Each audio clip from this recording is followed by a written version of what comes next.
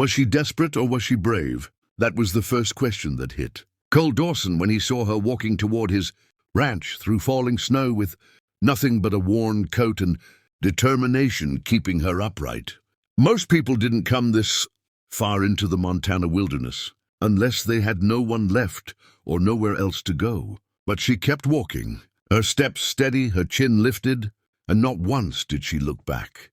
Cole stood in his doorway, arms crossed, watching her make the last climb toward his porch. The wind howled sharp across the grassland, carrying the warning of winter. Snow gathered on her shoulders, in her hair, and along the hem of boots so worn he could almost see her skin through them.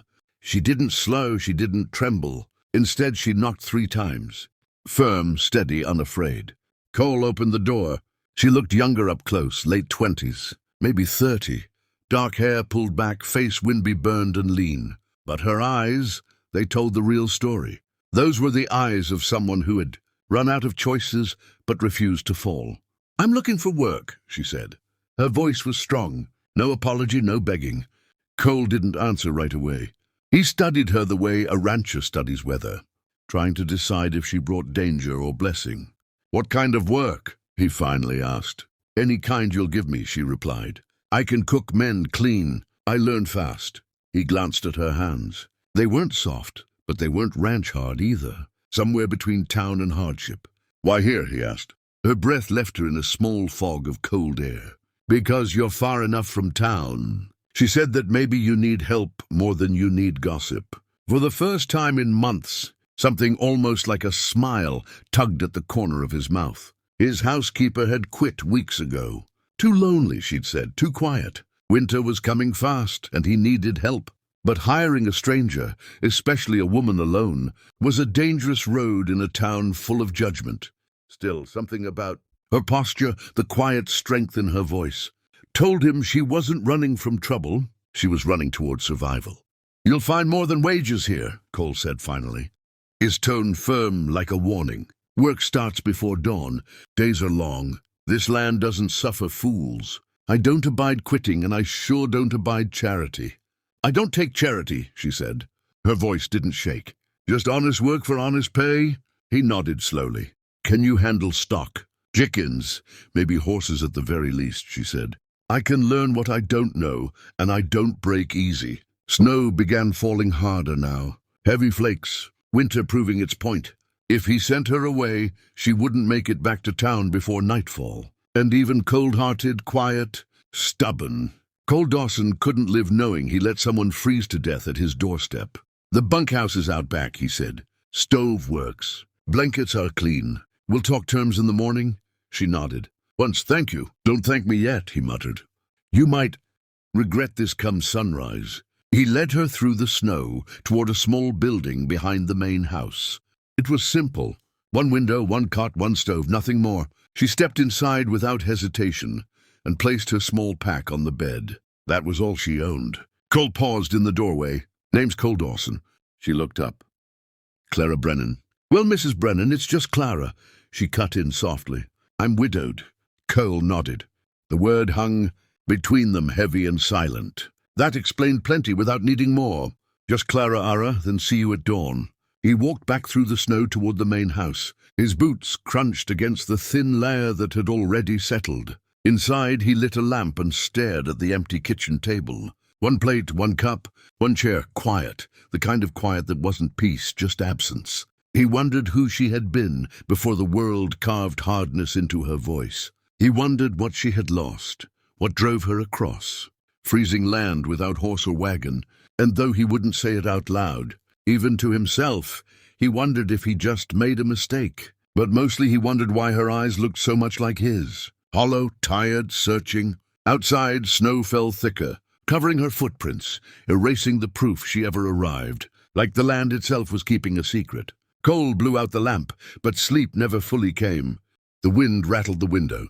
The night stretched long and uneasy. Somewhere out there in the bunkhouse, a stranger rested under his roof. A woman with nothing, yet somehow carrying more strength than most men he'd ever known. And tomorrow at dawn, everything would begin. The work, the silence, the unspoken questions, neither of them were ready to ask. But tonight, there was only snow. Snow and a feeling Cole hadn't felt in a long time. Change. Cole woke before the first hint of daylight. Same as always. The house was cold, the kind of cold that made breath turn white.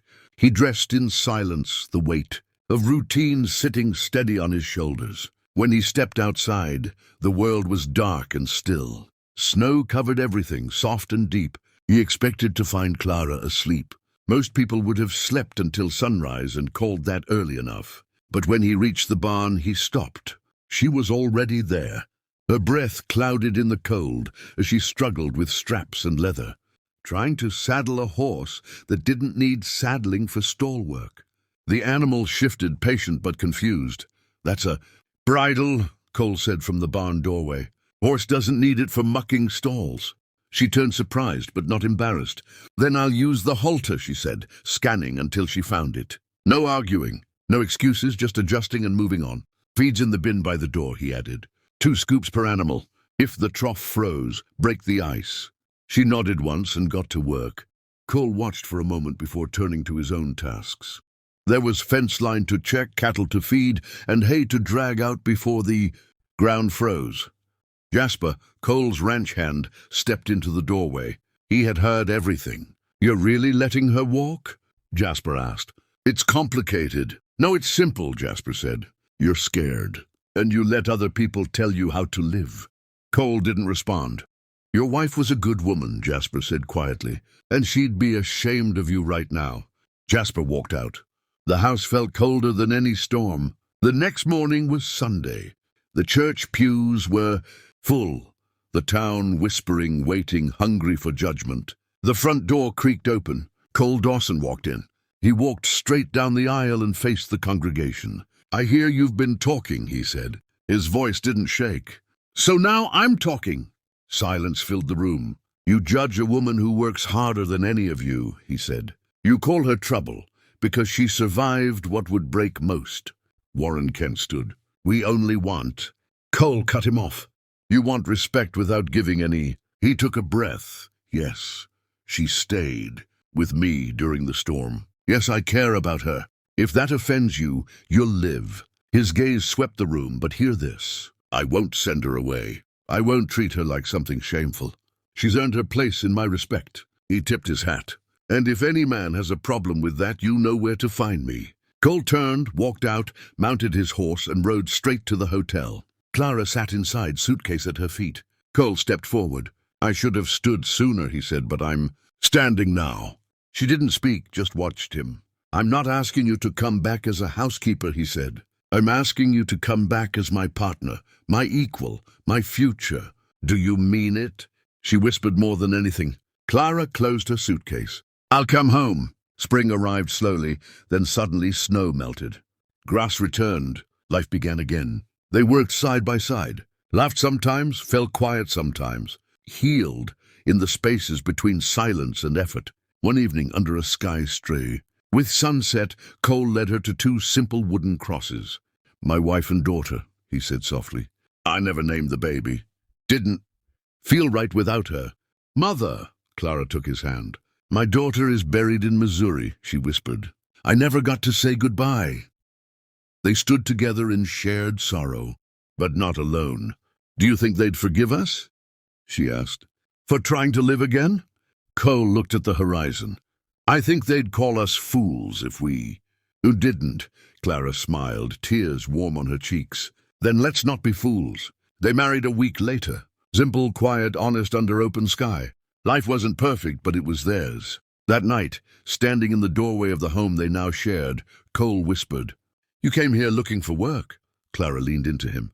"And I found more." Their hands intertwined, warm and steady. Outside, wolves howled, but inside there was peace. For the first time in years, neither of them was alone. And together, they finally found what the world had taken from them. Not wages, not